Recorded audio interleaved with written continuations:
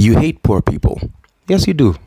I know now you're becoming defensive and you want to tell me in your head, oh, so I come from a poor background. Even you as a poor person, you hate poor people. You hate yourself so badly that you cannot imagine that you are capable of being used for transforming this country. So you've relegated yourself. The Kenyans hate the poor people hate themselves, and they cannot imagine anything better. And I say this because we are not willing to entrust the change onto simple methods. The people you think are going to drive the change are the people who are leaner versions of the thieves that you're trying to remove from office. If you want to be a successful politician, you cannot be walking. You cannot be guys like us who walk around, who want to do small things. You want them to be done in a big way. You want to see opulence. The opulence that you're fighting is the same opulence you're doing. And because you're a coward, wewe kama Mkenya, kazi yako ni kusikiza udaku kutoka bigwig ati bigwig alisema so a bigwig can never lie. Of course, because you're a fool. Yes, you refuse to educate yourself. You refuse to get rid of class consciousness, those kinds of things. And then now you want to project that. Relax before you bring me those feelings. Even me, I'm projecting. So all of us are projecting. Unakach bure. But you hate it. And the person you're most likely to elect is the person that closest resembles the thief you're trying to remove from office. Yes, I say this because you refuse to advocate for people like Okiya Mtata because they don't show grandeur.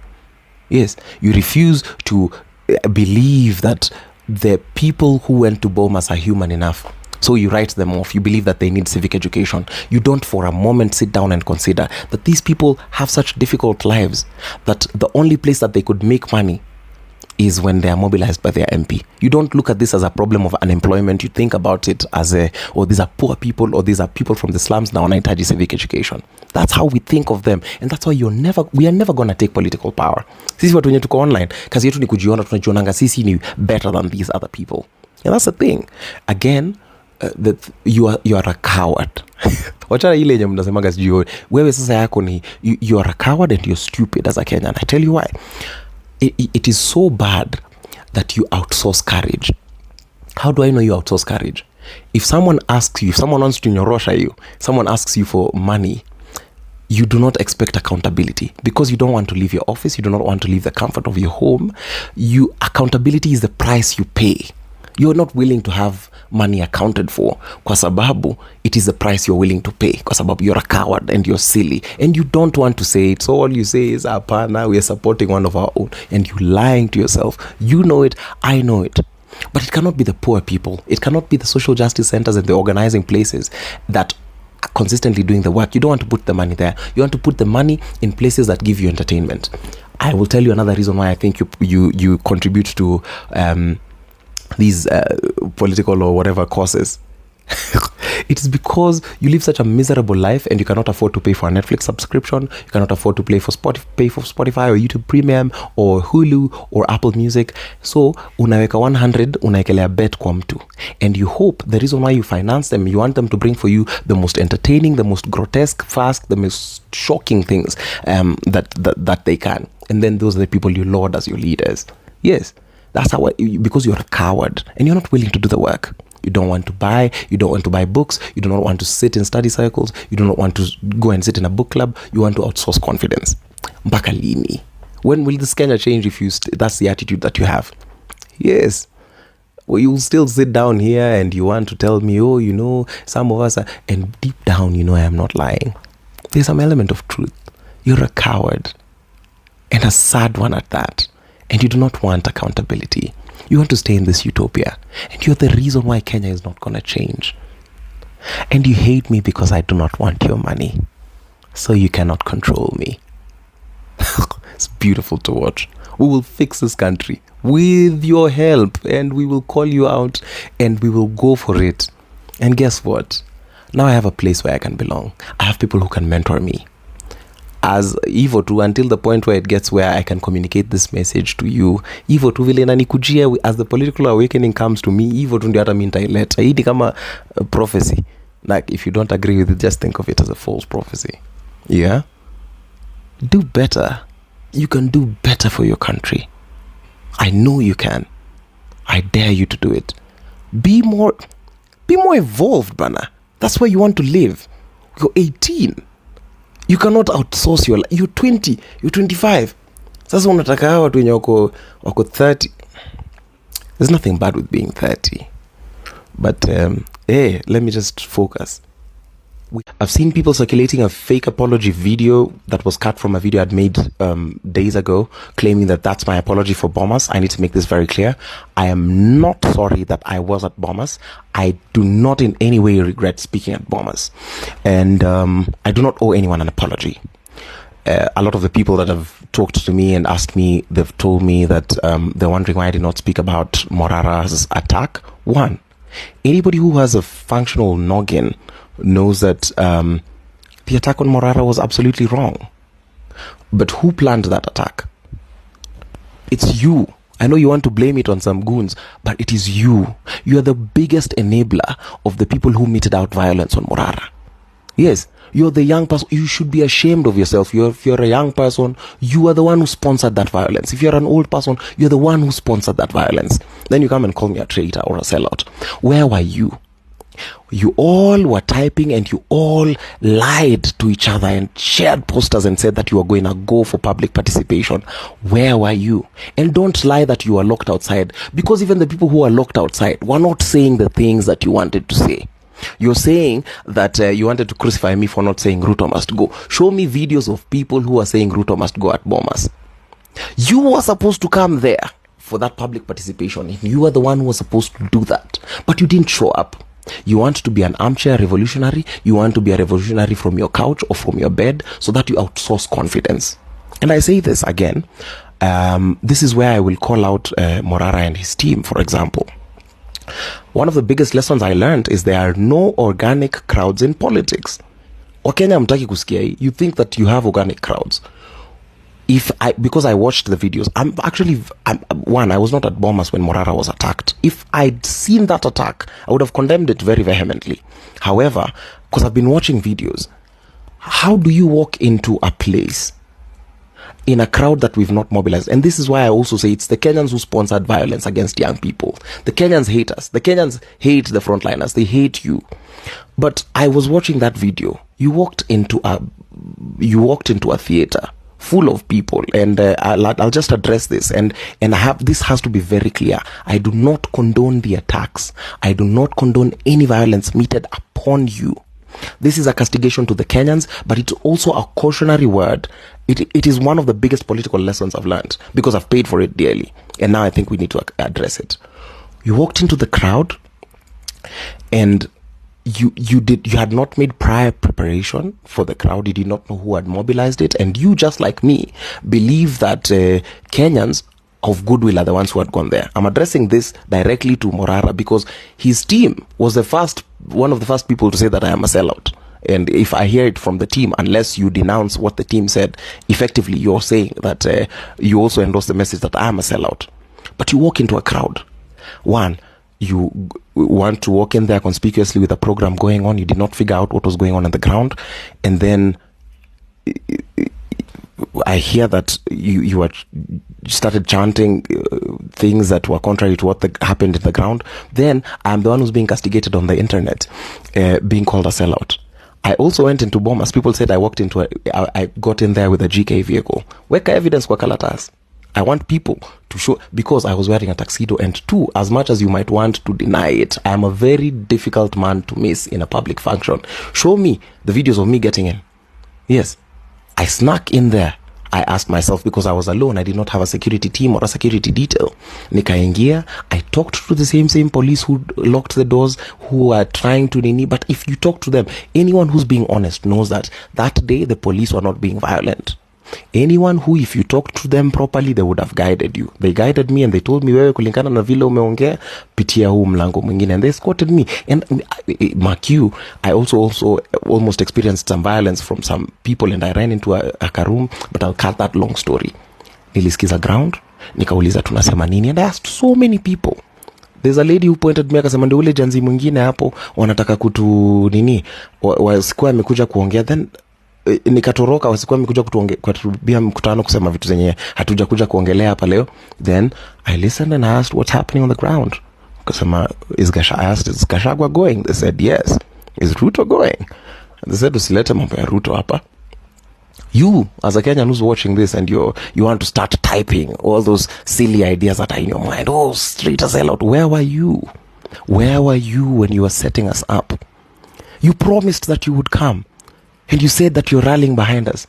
And you've always tweeted and put the hashtag Kufa Dereva Kufa Makanga. Where were you? You're such a joker. You are such an irresponsible Kenyan if you're watching this. Because you are the change. We are supposed to be the change. But you're delaying the change because you think your work is more important than the work for this country. You've delegated it. So mimi, I'm a child of a lesser mother. Mimi kwangu nalipanga hospital bills ama nalipanga commodity bills na Viva, comrades Viva. Sindio? Don't be silly. Anyways, Bomas happens the way it happens. I speak truth to power, and then you come and castigate me and talk about the platforming, which you're not doing either way. And again, like I said, if this is another video that you're watching about Bomas and you had forgotten, if that other one had not answered you, shukia hapa sasa hivi. I'm willing to take this journey with 100 followers online, but 100 followers who can actually reason and take balanced opinions.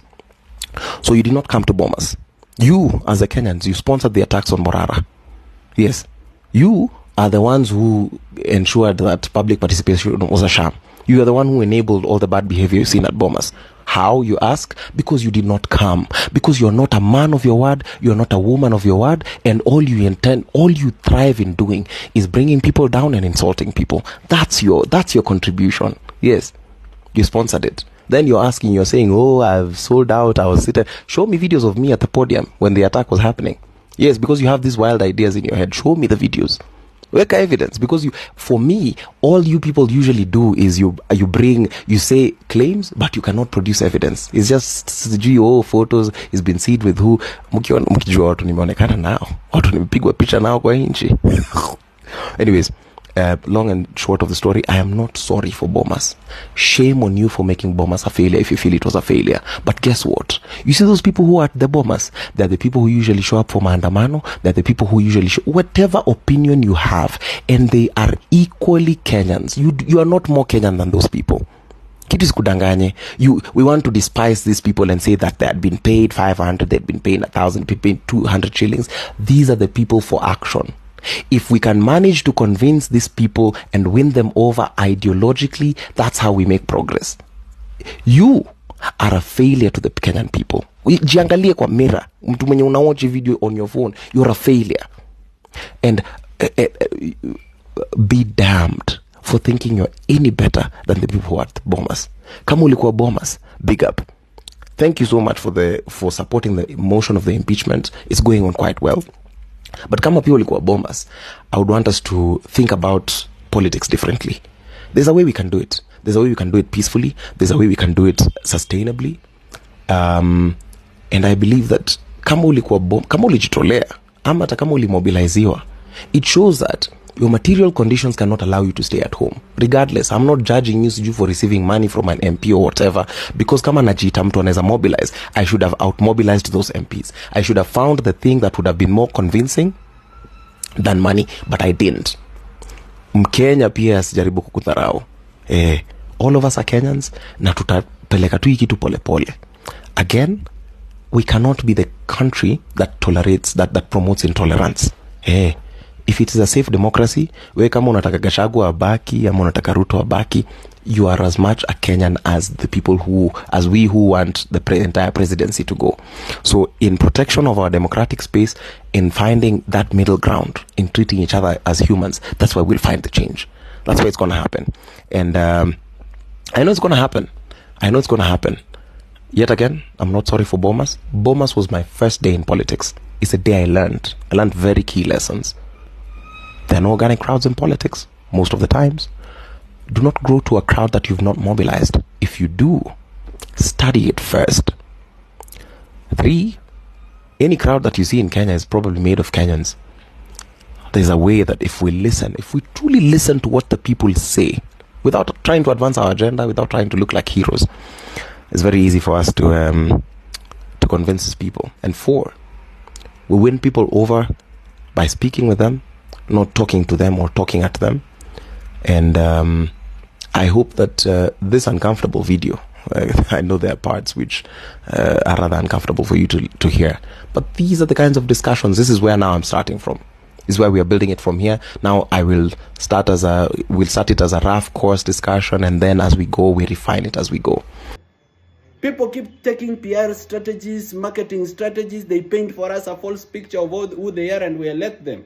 Let's know people kama mtu, if somebody is intelligent, let's know that this person akili yake kopoa. If somebody is ayuko sawa huku juu, let's know that this person is not okay. If somebody is arrogant, let's know that this person is arrogant based on how they speak. If somebody is humble, let's know them for their humility. If somebody is not known for their wisdom, let's know that this person is never wise. All right? I've also read some comments of people saying, oh, Morara, you are too entitled. Kwani uli expect sisi followers wako tutokee to kusupport. Oh, yes. I expected you to come out. Because you've lied to me that we are together.